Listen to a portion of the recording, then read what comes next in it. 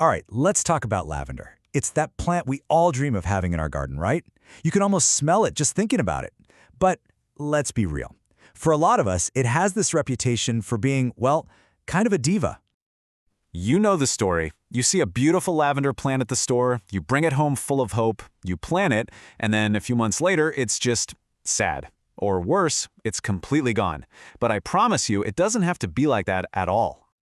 The good news is, growing those big, beautiful, fragrant mounds of lavender isn't about some complicated secret gardener handshake. Nope, it's really just about understanding a few key things that most people get wrong, and today, we're going to uncover all of them. So here's the game plan. We're going to start with the most important step, picking the right kind of lavender for where you live. Then, we'll build it the perfect home. We'll cover exactly what to do when you plant it, and then, the really critical part, what not to do. And we'll wrap it all up with the 5 golden rules you need to remember. Okay, first things first. This is probably the biggest mistake people make right out of the gate. They think lavender is just lavender, but it's not. There are tons of different kinds, and if you pick one that doesn't like your climate, you're setting yourself up for failure before you even put it in the ground. So take a look at this. It breaks down the main players. If you live somewhere with cold winters, English lavender is your best friend. It's tough, and it's got that classic sweet smell that's perfect for cooking.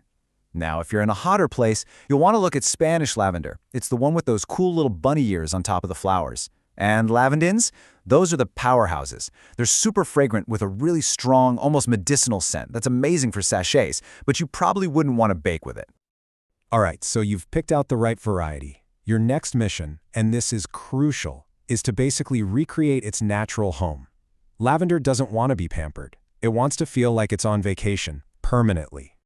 If you take just one thing away today, let it be this mantra right here. Every single decision you make about your lavender, where you plant it, how you water it, what kind of soil you use, it all comes back to this one idea. Just close your eyes and picture a hot, sunny, rocky hillside in Greece or Spain. That's the vibe we're going for. So what does thinking Mediterranean actually mean in your backyard? Well, it's these 4 things. First, sun. And I mean a lot of sun. 6 to 8 hours of direct sunlight is the absolute minimum. Second, drainage. Lavender's biggest fear is having wet feet. It needs sandy, gritty soil that water just rushes through. Third, go easy on the food. Rich soil and fertilizer actually make lavender weak and floppy. It loves poor soil. And finally, give it some elbow room. Good air circulation is key to keeping it healthy, especially in humid climates. Okay, with that Mediterranean mindset firmly in place, let's get our hands dirty and talk about the actual planting and care. The perfect time to plant is in the spring, right after your last frost. That gives the roots a whole season to get nice and settled before winter comes. Now, if you have thick, heavy clay soil like a lot of us do, you have to fix it. Mix in a generous amount of sand or fine gravel to help that water drain away. Then, give each plant plenty of space, about 2 to 3 feet apart. And right after you pop it in the ground, give it one good, deep drink of water to settle everything in. For that first year, you do need to water it pretty regularly to help it get established. But after that, back off. Seriously, an established lavender plant is incredibly tough and hates too much water. For harvesting, the magic moment is when about half of the little tiny flowers on the stem have opened up. That's when the scent is at its absolute peak. And pests, you don't have to worry much. The plant's fragrance takes care of most of them. The only real enemy you have to watch out for is root rot, which, you guessed it, comes from too much water. Okay, we've talked about all the things you should do. Now, let's flip it and talk about the things you absolutely must avoid. These are the classic lavender killers. I cannot say this enough. This is the #1 way people kill their lavender, period. Its roots were not designed to sit in damp soil. They'll just start to rot, and the plant will die a slow, sad death. It's way better to underwater than to overwater. When in doubt, just don't. I know this feels completely wrong because we're taught to feed our plants, right? But for lavender, it's the worst thing you can do. Adding rich compost or fertilizer just tells the plant to grow a ton of flimsy green leaves and forget about making flowers.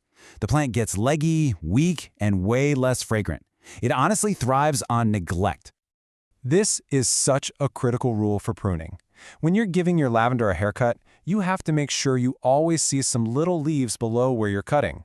That old, thick, woody part at the base of the plant, it's basically gone dormant. New growth won't sprout from it.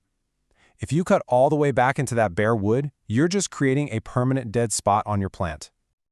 So that was a lot of information, I know. But it all boils down to just a few simple rules. Let's distill it all down to the 5 absolute keys to success. This is your cheat sheet. If you only remember 5 things, make it these. 1. Pick the right plant for your climate. 2. Give it sun, sun, and more sun. No cheating on this one. 3. Drainage is everything. Think gravel and sand. 4. Water it to get it started, then pretty much forget about it. And 5. Give it a good haircut every year after it blooms. That's it. You nail these 5 things, and you are going to have gorgeous lavender for years. So there you go. The secret to perfect lavender isn't about being a master gardener with a magic touch. It's just about being a good mimic, a Mediterranean mimic. And now that you know how, the only real question left is, what are you going to do with that amazing, fragrant harvest you're about to have?